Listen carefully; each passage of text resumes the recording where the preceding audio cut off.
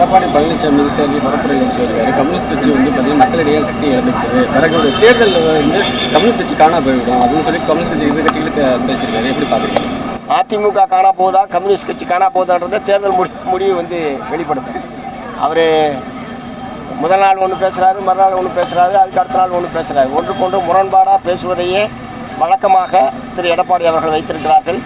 முதல்ல அவர் ஒரு நிலைப்பாட்டுக்கு வரட்டும்.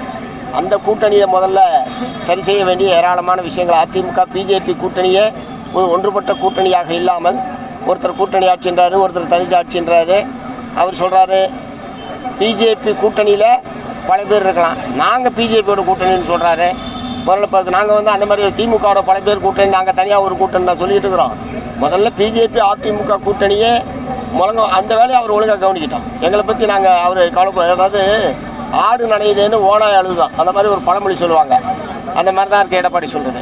பொன்மனச்செம்மல் புரட்சி தலைவர் எம்ஜிஆர் அவர்கள் தமிழர் அப்பொழுது இருக்கின்ற காலகட்டத்தில் திரு கருணாநிதி அவருடைய ஆட்சி புரிந்த காலகட்டத்தில் ஊழல் செய்யப்பட்டதை குறித்து மேதகு ஆளுநரிடம் ஊழல் பட்டியலில் கொடுக்க போனாங்க.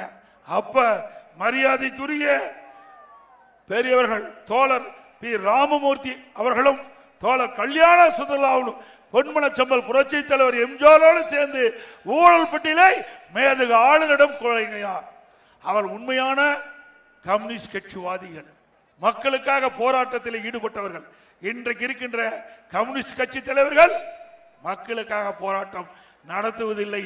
இன்னும் மேற்கொண்டு பேசலாம் வேண்டாம். என கம்யூனிஸ்ட் கட்சிக்கு என்று ஒரு அடையாளம் இருக்கின்றது.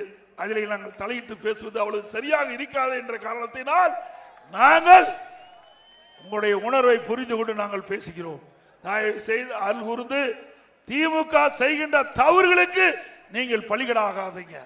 அவள் செய்கின்ற தவறை நீங்கள் சுமக்காதீர்கள். மக்கள் மத்தியிலே நீங்கள் செல்வாக்கு இழந்து விடுவீர்கள்.